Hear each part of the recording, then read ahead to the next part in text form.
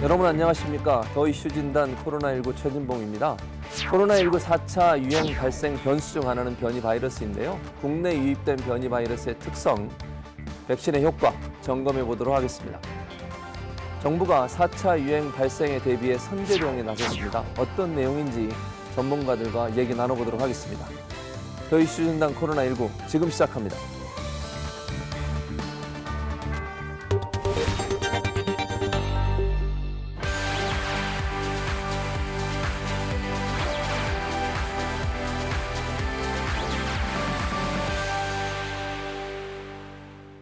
오늘은 예방접종 피해조사반 자문위원으로 활동하고 계시는 가천의대 정재훈 교수님을 모셨는데요. 정 교수님 반갑습니다. 네, 안녕하세요. 요즘 한창 바쁘실 텐데 가장 힘든 일은 뭐가 있습니까? 이제 힘든 일이라기보다는 원래는 이제 저희가 예방의학이나 감염내과나 이런 걸 하는 사람들은 결국은 이런 팬데믹 위기를 대비해서 결국 준비된 사람들이거든요. 예. 그래서 지금 시기가 힘들긴 하지만 결국은 우리가 전문가들의 의사소통 방식, 그다음에 전문가들의 리스크 커뮤니케이션이 얼마나 이때까지 참 허술했는가라는 걸 좀 많이 느끼게 됐습니다. 예. 그런데 지금 최근에 많이 일어난 논란들이 예방 접종하고 사망 신고가 되는 건들에 대한 건데요. 그런 것들을 보면은 언론의 속보는 정말 너무 야속할 정도로 빠르게 나오거든요. 빠르게 나오는데 그거를 우리가 설명을 해드리려면은 전문가들이 이때까지 했던 설명이 굉장히 느리고 지루했습니다. 느리고 지루해서 국민들은 결국은 명쾌한 답변을 원하시는데요. 근데 전문가들이 우리가 이때까지 교육받은 걸로는 항상 신중하고 과학적인 접근, 그 다음에 어떻게 보면 여지를 두는 표현들, 그런 것들을 우리가 하도록 교육을 받았는데 실제로 우리가 그렇게 표현을 해드리니까 국민들이 받아들이시기에는 뭔가 불안하구나, 그렇게 많이 느끼시는 것 같더라고요. 그런 측면에서 이제 국민들과 전문가, 그다음에 방역 당국 사이에서 어떻게 의사소통이 이루어지냐, 의사소통에서 좀 흔들리는 부분들이 좀 나오거든요. 그게 사실 제일 힘들다고 볼 수 있습니다. 자, 그런데 지금 백신을 맞고 나서도 확진된 사례가 나오고 있고 최근 백신 1차 접종 후 코로나19에 확진되는 사례가 6건이 발생했습니다. 항체가 형성되기 전에 감염된 것으로 추정됩니다. 백신 접종 이후에도 확진이 되는 사례가 왜 발생하고 있는 겁니까? 일단은 이제 백신 접종을 하더라도요, 항체가 생겨서 내가 그 바이러스에 걸리지 않게 되는 데까지 시간이 좀 많이 걸릴 수밖에 없거든요. 그러다 보니까 그 전에, 그러니까 백신 효과가 충분하게 나타나기 전에는 언제든 코로나19에 감염이 될 수 있는 사례가 나타날 수밖에 없습니다. 그러니까 이런 사례는 실제로 3상 임상 연구에서도 실제로 보여줬던 적이 있고, 이제 좀 접종을 많이 했던 미국이나 영국이라든지 이런 국가에서도 접종 후에 이런 코로나19에 걸리는 사람들이 상당히 많이 나오거든요.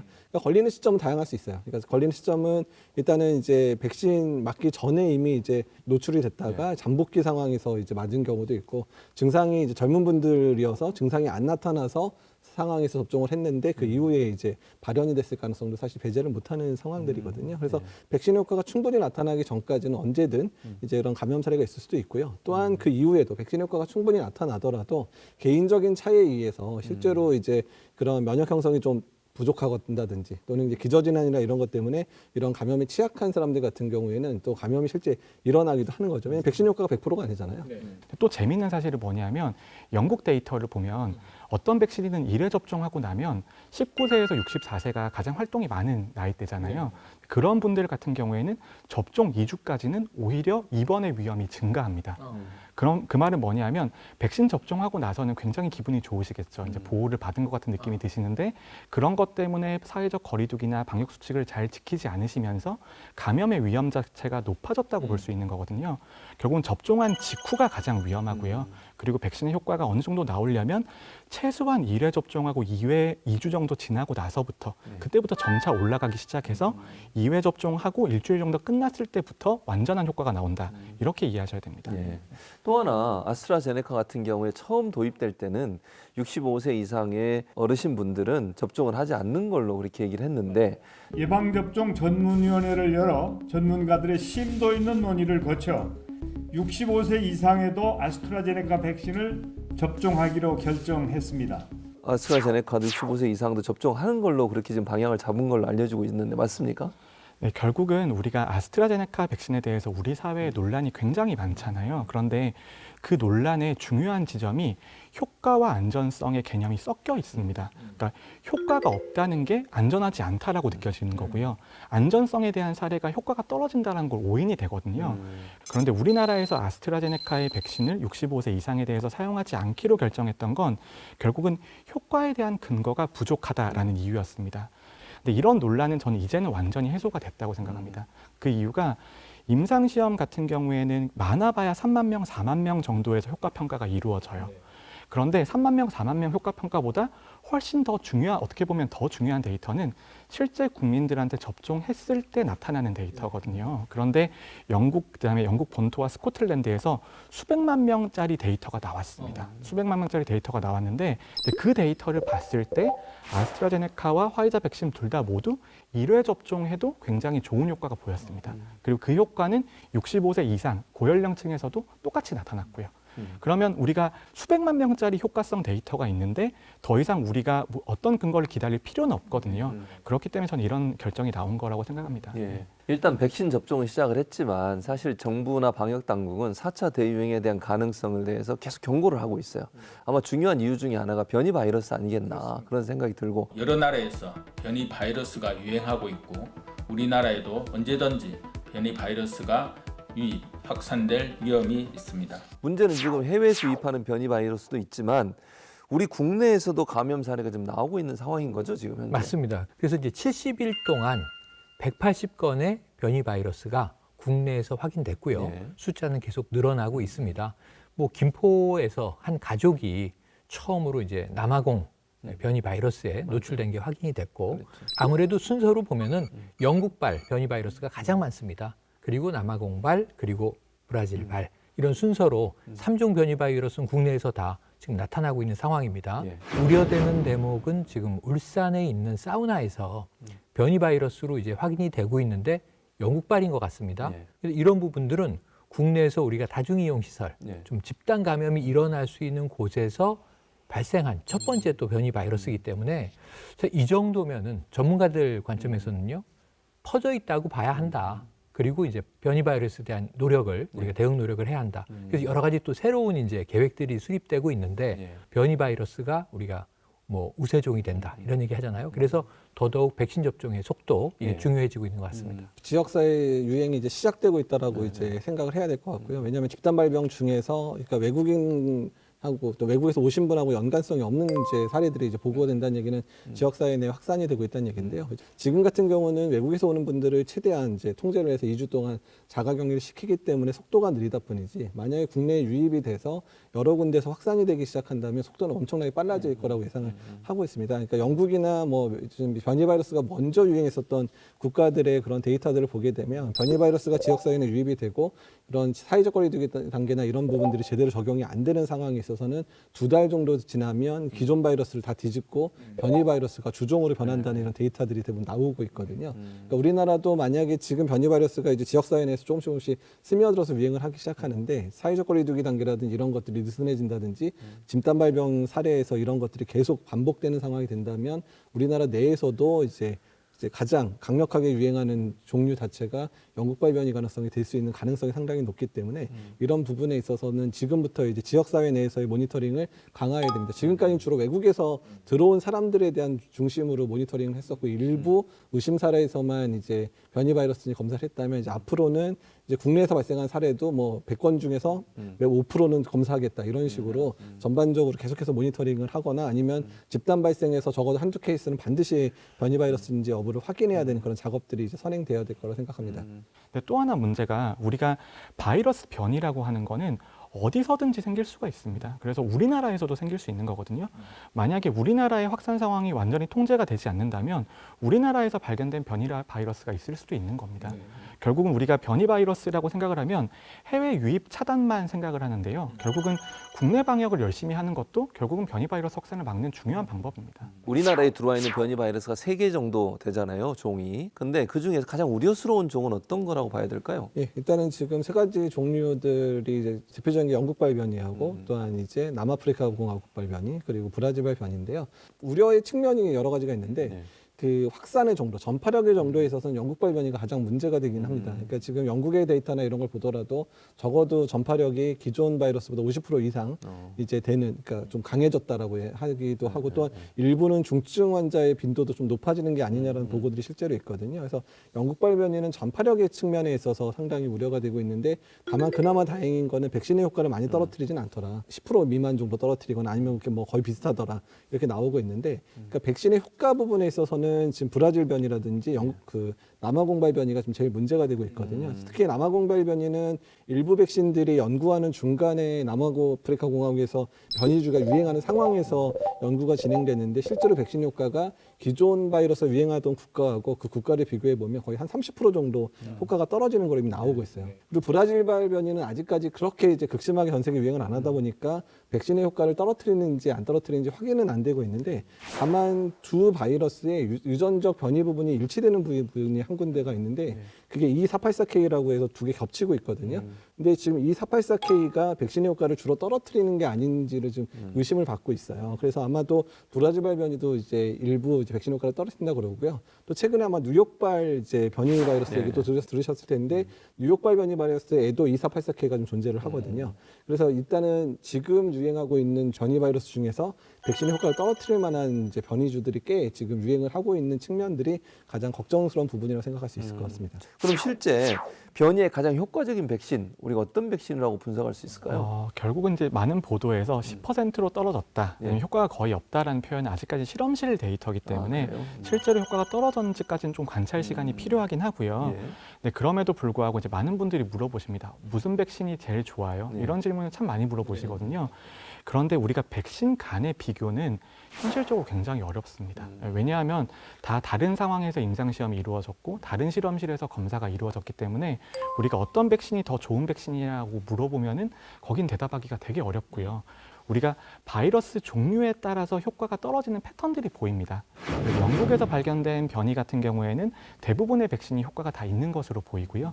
남아프리카에서 발견된 백신 같은 경우에는 거의 대부분의 백신이 똑같이 효과가 떨어지는 것처럼 보이거든요. 근데 그 말은 뭐냐 하면, 우리가 백신 수급 전략 같은 것들을 고민할 때 한 백신에 기대할 수는 없다는 거예요. 그러니까 이 백신은 남아공발 변이에 훨씬 더 잘 들으니까 이 백신 위주로 접종 전략을 가져가자라는 이런 접근은 불가능하다는 이야기거든요. 결국은 우리가 백신 업데이트가 한번 필요합니다. 그러니까 우리가 인터넷 바이러스 백신만 업데이트하는 게 아니고 우리가 실제로 맞는 백신도 한번 업데이트가 반드시 필요한 시점이고요. 거기에 대한 연구들이 이제 미국과 영국에서 진행이 되고 있습니다. 그래서 지금은 2회 접종을 기준으로 이제 우리가 접종 전략을 세우고 있지만, 여기서 한두 번 더 맞아야 될 수도 있고요. 한두 번 더 맞는 거에 이어서 아니면 더 바뀐 백신을 아예 처음부터 2번 맞는 거가 더 나을 수도 있습니다. 그러니까 그런 것들을 좀 고려할 필요가 있죠. 자, 이렇게 뭐 국내 변이 바이러스 소식이 나올 때마다 저는 정말 우려되는 점이 하나 있습니다. 그래서 더 이슈 체크로 준비해봤습니다.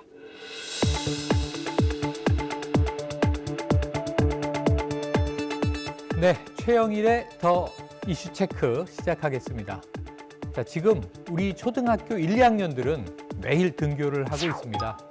교육당국이 이렇게 발표를 하면서요, 10세 이하 소아 청소년들은 사실은 이 바이러스에 어떤 감염력이 많이 떨어진다라고 하는 발표를 했었습니다. 자, 그런데 여기서 새로운 위험한 변수가 생겼습니다. 지금 영국발 변이 바이러스 있잖아요. 이 경우에는 소아 청소년에 대해서도 지금 감염률이 높아지고 있다는 분석이 나온 건데요. 그런데 우리 아이들은 접종을 받을 수가 없습니다.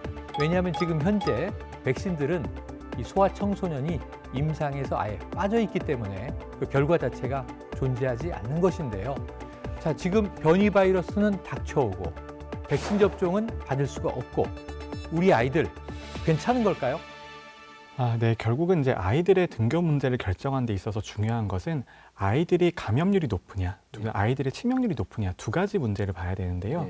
그런데 아이들이 치명률이 낮다는 건 굉장히 증명이 잘 되어 있는 사실입니다. 그런데 아이들의 감염률이 낮다고 하더라도 혹시 아이들이 학교에서 집단 감염되어서 가정으로 바이러스를 가지고 갔을 때 아이들의 부모나 조부모들이 괜찮을 건가가 가장 우려되는 점이거든요. 그래서 저는 일단 기본적으로 개학은 가능하다고 봅니다. 하지만 개학한 그 학교 안에서의 방역 대책, 그다음에 증상 모니터링이 무엇보다 중요하다고 보고요. 열이 있거나 증상이 있는 아이를 빨리 찾아서 검사할 수 있는 방안이 굉장히 중요한 상황이죠. 일단 이제 가장 중요한 거는 지역 사회 내 감염 자체가 안정돼 있어야 학교 내에서도 큰 문제가 없다는 겁니다. 그래서 지금 학생들이 감염되는 경로를 보게 되면 그러니까 또래들끼리 걸리는 경우들도 있지만 가족들이 걸려서 오히려 아이들한테 전파시키는 양상. 그러니까 독감하고 약간 다르거든요. 독감은 오히려 아이들이 걸려서 집안에 있는 가족들한테 전파시키는 경우가 많았는데 지금은 오히려 코로나는 어른들이 걸려서 아이들한테 전파시키는 상황이 되니까 어른들에서의 발병 자체가 줄어들어야 가족들 통해서 아이들한테 전파되는 상황을 막을 수 있는 측면들이 강해서 어쨌든 지역사회 내 감염을 최소화시키는 게 학교의 등교를 계속 유지할 수 있는 가장 큰 부분이 되고요. 만약에 백신 접종이 아이들이 늦게 접종이 된다고 하더라도 어른들의 백신 접종률이 많이 올라가서 그래서 성인들 사이에서의 접종, 그러니까 유행이 많이 잦아들게 되면 학교에 주는 영향도 상당히 줄어들 수 있을 거라고 예상을 하고 있거든요. 그래서 20, 30, 40대 특히 학령기의 아이들을 두고 있는 부모들의 예방접종률도 상당히 중요할 거고 특히 또 선생님들의 예방접종도 상당히 중요할 부분이 돼서 백신의 물량이 어느 정도 좀 여유분이 생긴다 그러면 사실 학교 선생님들이 지금 7월 이후로 밀려 있는데 일부는 좀 당겨서 맞출 수 있도록 배려가 필요할 수도 있을 거라 생각을 하고 있습니다. 자, 그렇군요. 아무래도 이게 백신 접종이라고 하는 것은 이 개별적인 하나하나를 위한 게 아니라 우리 모두를 위한 하나의 그물이다라고 하는 생각을 갖게 됐습니다. 지금까지 최영일의 더 이슈 체크였습니다.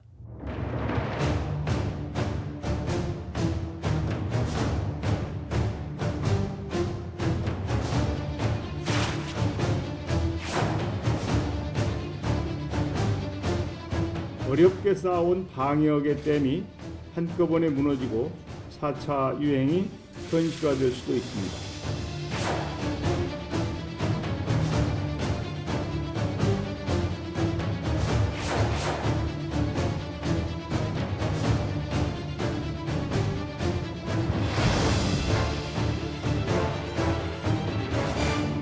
정부가 4차 대유행에 대비해서 선제적으로 대응 방안을 마련했다고 하는데 어떤 내용이 준비가 되어 있나요? 우리가 1년 동안 1차, 2차, 3차 대유행을 겪지 않았습니까? 그리고 그때마다 이제 어떤 곤란함이 있는지를 알고 있죠. 그런데 방역 당국은 지금 3월이나 4월에 4차 대유행이 올 가능성이 있다. 올 가능성이 있다고 예상이 됐다면 이제 선제적인 대응을 해야 되겠죠. 그렇죠. 자, 첫 번째는 해외 검역을 훨씬 더 꼼꼼하게 하는 겁니다. 선제적인 대응을 우선 검역 라인에서 하고요. 그다음에 이제 조기 진단이 무엇보다 중요하다. 그래서 검사 건수를 하루에 한 23만 건 정도 지금 역량에서 50만 건으로 늘린다고 하는 겁니다. 그리고 지금 변이 바이러스 얘기를 오늘 주로 하고 있는데 변이 바이러스에 대한 대응도 해야 되지 않겠습니까? 변이 바이러스를 이제 확인하기 위한 검사도 강화되겠지만 지금 보니까 변이 바이러스를 분석할 수 있는 기관이 2곳밖에 없더라고요. 이걸 8곳으로 늘린다는 거고요. 제1, 3차 대유행에서 심각했던 게 매일 병상 문제가 매일 나왔어요. 그렇죠. 어느 지역 병상 거의 다 찼다, 모자란다 이런 얘기인데 그럼 지금 우리가 4차 대유행이 하루에 한 1,000명 이상 확진자가 나오고 한 2,000명까지 나온다면 그래도 병상 문제가 모자라지 않을 정도로는 대응해야 한다. 그래서 한 3만 명상 정도를 준비하는 것으로 현재 4차 대유행 대비책은 나와 있습니다. 자, 정 교수님 보실 때 이 정부의 이런 선제적 대응 방안 어떻게 평가하실 수 있겠습니까?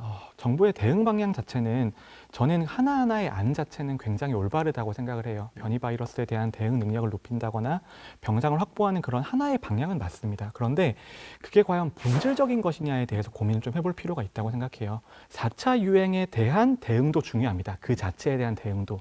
하지만 유행의 규모를 줄이거나 그 또 다음 유행을 오지 않게 하는 대책이 더 본질적인 거죠.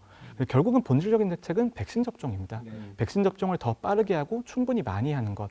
그게 하나의 방법이 될 거고요. 저는 근데 여기서 이제 국민들에게 어떤 방향으로 갈 건지 국가가 좀 정해야 된다고 생각을 하는데요. 우리가 사회적 거리두기 다들 너무 힘드시잖아요. 다 그만두고 싶으시고 그럴 텐데 저는 사회적 거리두기를 그만두는 시점이 2가지 극단 지점이 있다고 생각해요.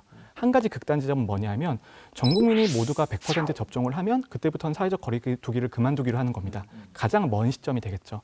근데 가장 가까운 시점은 뭐냐면 고위험 인구 집단이 모두가 접종하는 시점이 될 겁니다. 그렇게 되면 고위험 인구 집단이 대부분은 백신으로 보호를 받고 있기 때문에 일반 인구 집단에서는 어느 정도 유행을 해도 그건 우리가 막을 수 있거든요. 중환자가 안 생길 테니까요. 그럼 우리가 정부가 이 양 두 개의 극단 지점 중에 어느 방향으로 갈 거냐라는 것들을 국민들에게 좀 명시해 드릴 필요가 있다고 생각을 하고요. 또 하나 문제는 이제 이런 세부적인 대책은 굉장히 좋습니다. 다 좋은 이야기예요. 좋은 이야기인데 국민들한테 언제까지 어떤 식으로 버텨야 되는지를 좀 목표를 보여드리는 게 국민들이 훨씬 버틸만 하실 겁니다. 우리가 버스 기다리더라도 전광판에 버스 분이 보이면은 그래도 기다릴만 하잖아요. 근데 분이 안 보이면 너무 힘듭니다. 놓쳤는지도 모르고. 그런 의미에서 아무래도 정부가 이제 세부적인 대책보다는 거시적인 방향에 더 신경을 써야 되는 게 아닌가 그렇게 생각합니다. 이 교수님 보실 때는 그러면 이런 정부의 대응, 선제 대응 방안 좀 꼼꼼히 살펴보신다면 어떻게 분석하시겠어요? 그러니까 이제 몇 가지 방법들 자체, 그러니까 방향성은 이제 올바른데 그러면 이게 달성 가능하냐에 대한 측면에 있어서는 저는 상당히 우려를 표하는데요. 그러니까 우리나라가 자꾸 이런 정책들을 할 때 가장 큰 문제가 자꾸 하드웨어에 집중되어 있다는 거죠. 그냥 병상 들려놓으면 뭔가 누가 알아서 그냥 환자를 볼 거라고 생각을 하는데 거기에 대한 소프트웨어에 해당되는 의료기기하고 또한 그거에 해당되는 그걸 운영을 해야 되는 인력에 대한 부분들에 대한 대책이 빠져 있거든요. 기본적인 중환자를 봐야 되는 기본적인 의료체계 자체가 흔들릴 수도 있는 상황들을 만들 수 있기 때문에 이렇게 숫자적으로만 제시할 게 아니라 장기적인 목표를 제시해서 언제까지 어떻게 하겠다 그리고 그 부분에 있어서 어떻게 지원하겠다라는 얘기까지 같이 나와야지 상황을 해결할 수 있는데 그런 부분에 대한 지원책들이 안 나와 있고 목표치만 강구했어요. 근데 지금 목표치를 강구했지만 실제적으로 목표치만 나왔는데 어떻게 하라는 지침 아무것도 안 내려왔거든요. 병원들한테. 그러니까 이렇게는 하지 말자는 얘기죠. 아예 말을 꺼내지 말든지 아니면 그렇게 되는 상황을 아예 만들지 않든지 이런 식으로 가야 되거나 아니면 진짜 지금부터 얘기를 해서 중환자실 다 내놔 라고 얘기하고 그거에 대해서 내가 충분하게 지원할게. 인력 부족해? 그러면 누구라도 지금부터 교육시켜. 이런 식으로 해야 되는데 너무 구호적인 성격이 강한 측면이 있어 상당히 좀 안타깝다는 부분들이고요. 그리고 그다음에 검사 건수를 50만 건 늘리겠다고 하는 거 뭐 찬성을 해요. 또 선제 검사도 많이 하겠다고 찬성을 하는데 그러면 그 검체 채취는 누가 할까요? 검사는 누가 하고 다닐까요? 왜냐하면 지금 그런 검체 채취를 하거나 이래야 되는 많은 인력들이 예방접종을 다 지금 쏠려져 있거든요. 그러니까 솔직히 말하면 지금 3차 유행 수준의 유행이 닥쳐버리면 예방접종으로 차출되어 있는 그런 방역요원들 일부가 다시 역학조사원들을 끌려와야 되는데 없어요. 그러니까 오히려 거꾸로 얘기하면 지금의 예방접종이 제대로 이루어지려면 4차 유행이나 5차 유행은 생기면 안 돼요. 지금 우리나라의 인력 구조상으로는. 그런 부분에 대해서 확실하게 명확하게 우리가 인력이 충분한가 그리고 3차 유행에 4차나 5차 유행이 왔을 때 우리가 지금의 상황을 통제할 수 있을 만한 능력을 가지고 있는가에 생각을 하고 앞으로의 그런 사회적 거리두기 단계를 조정하거나 이런 거에 대해 가야 되는데 그런 거에 대한 명확한 지침 없이 그냥 구호적인 성격으로만 계속 좀 대책이 나열되고 있는 상황이어서 솔직히 4차나 5차 유행 겪으면 3차 유행보다 훨씬 더 힘든 상황이 될 수도 있는 부분이 있어서 상당히 걱정이 되긴 합니다. 꼼꼼하게 따져서 그리고 전문가들의 의견도 좀 적극적으로 반영을 해서 실효성 있는 또 현실성이 있는 그런 대책으로 좀 만들어야 되겠다 이런 생각이 듭니다. 더 이슈 진단 코로나19 오늘 준비한 소식은 여기까지입니다. 저희는 다음 주에 더 알찬 소식 그리고 꼭 여러분에게 필요한 정보를 가지고 다시 찾아뵙도록 하겠습니다. 오늘 함께해 주신 여러분 고맙습니다.